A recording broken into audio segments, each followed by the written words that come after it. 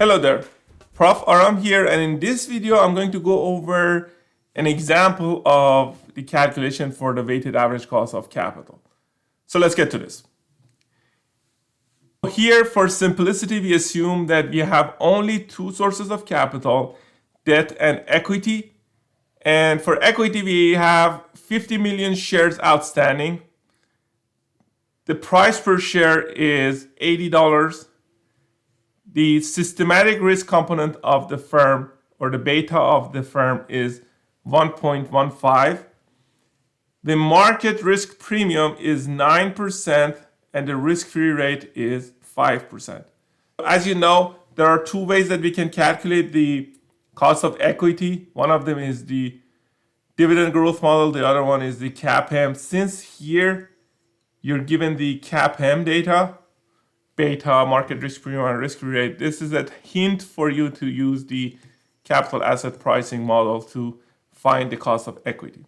And for debt, we know that the face value or book value of debt is $1 billion in outstanding debt. The current quote is 110, which is basically meaning that you have 10% premium on the value of the loan. So if each bond is worth $1,000 in terms of face value, the price today would be 1,000 times 1 plus 10%, or 1,100. This is a semi-annual coupon bond, so you get 9% per year, so $45 every 6 months. And there are 15 years to maturity. And again, since this is semi-annual, that means you have 30 periods to look at, 36-month periods you look at. And the tax rate for this company is 21%. So the goal here is to find the inputs of the weighted average cost of capital formula, which is cost of equity times weight of equity plus cost of debt after tax times the weight of debt. Weight of debt here. Times weight of, times,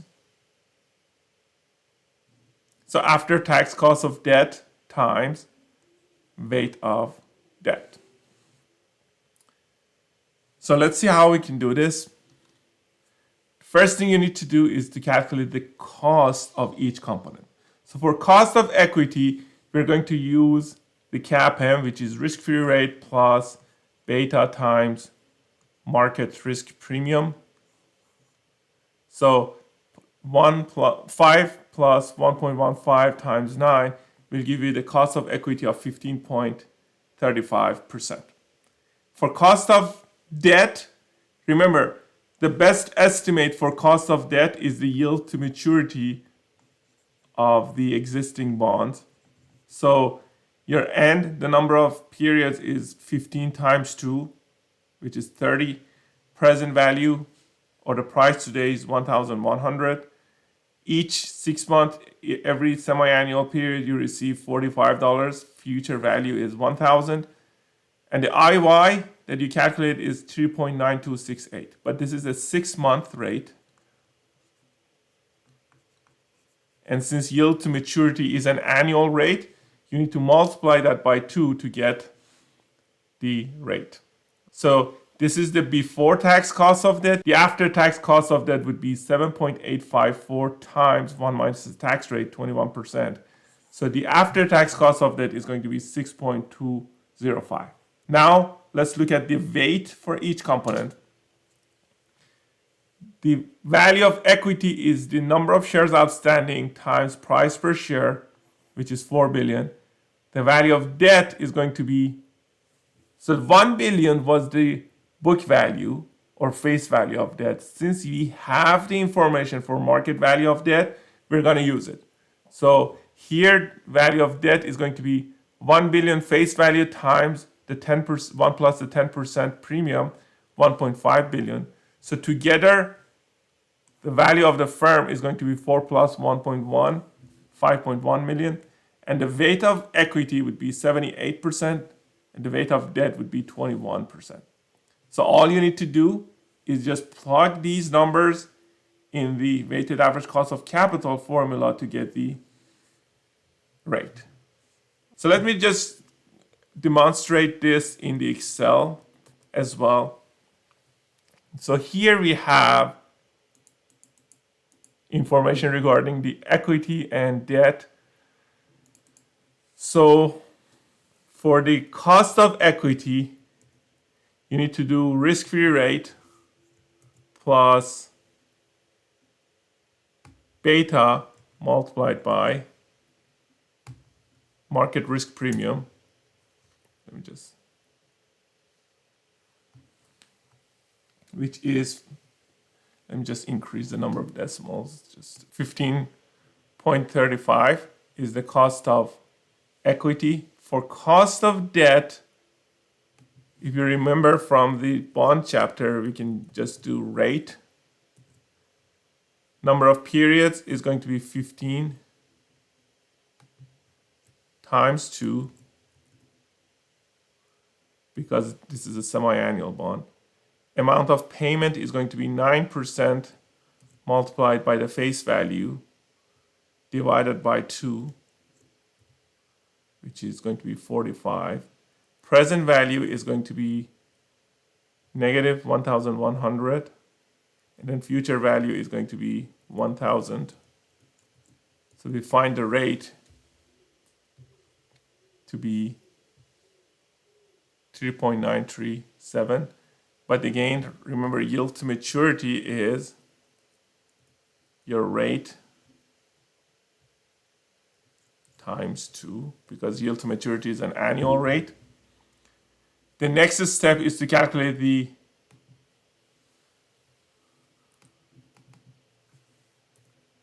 market value of equity, which is 50 times $80 per share, and market value of debt is going to be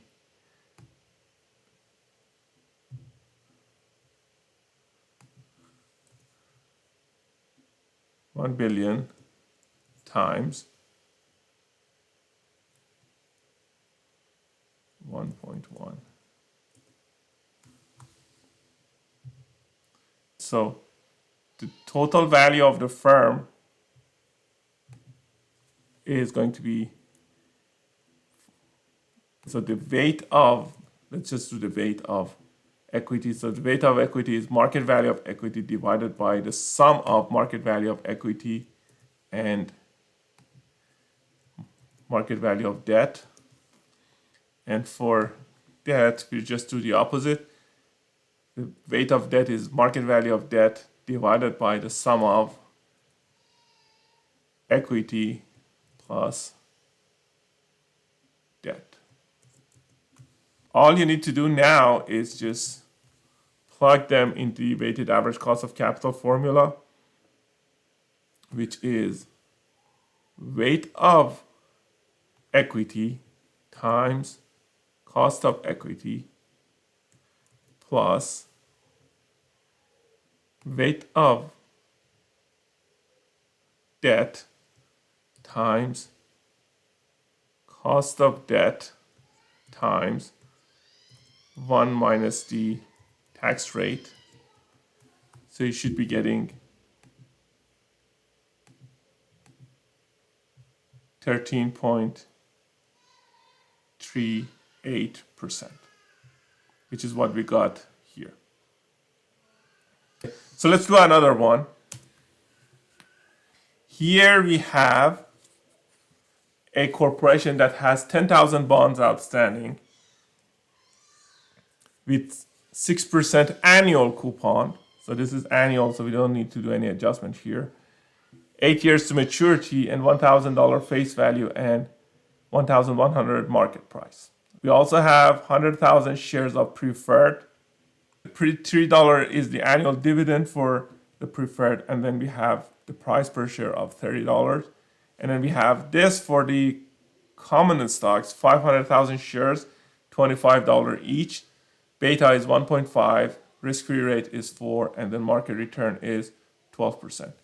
With a tax rate of 21%, what is the weighted average cost of capital? So first of all, let's calculate the market value for each. So the market value for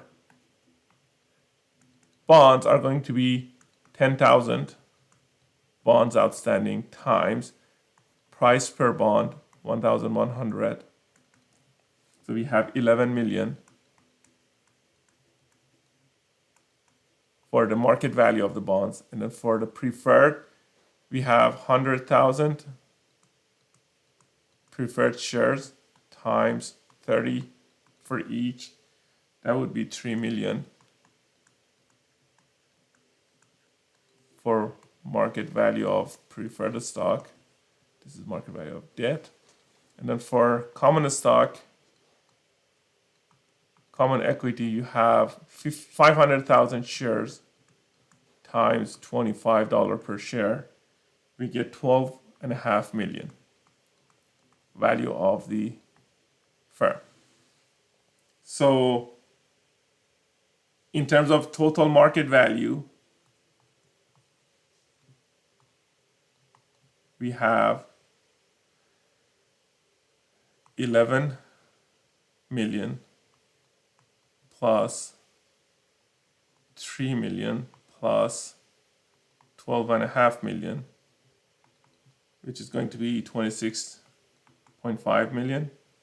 So weight of equity would be 11 over 26.5, which is, sorry, weight of debt would be 11 over 26.5. We have 41.51. Weight of preferred stock is going to be 3 over 26.5, which is 11.32. And then weight of common equity would be 12.5 over 26.5. That would be 47.17. So we have the weights now. The next step is to calculate the cost of each. So for debt, this is annual payment. So you have a number of periods is n, which is 8. Payment is 60 every year. Future value is always 1,000. Present value is negative 1,100. And then we solve for IY, which is 4.48%. So this is yield to maturity or cost of debt. For the preferred stock, cost of preferred stock is simply dividend over price, which is going to be 10%. And for the common stock, cost of equity is going to be risk-free rate of 4% plus 1.5 times.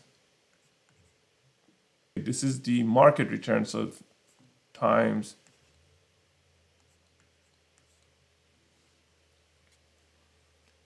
market risk premium is going to be 8%. So that means we have 16% for the cost of equity. Now that we have everything we need, all we need to do is just plug them into the weighted average cost of capital formula, which is weight of debt, cost of debt, 1 minus tax rate plus weight of equity times cost of equity plus weight of preferred stock times the cost of preferred stock. So we just plug the numbers in. Weight of debt is 41.51 times cost of debt is 4.48%. 4.48% times 1 minus the tax rate plus weight of equity is 47.17 times the cost of equity, which is 16, plus weight of preferred, which is 1132 times the cost of preferred, which is 10%, so times 10. So if we calculate this, we have 10.15% for the weighted average cost of capital for this firm. I hope you find this video useful, and thanks for watching.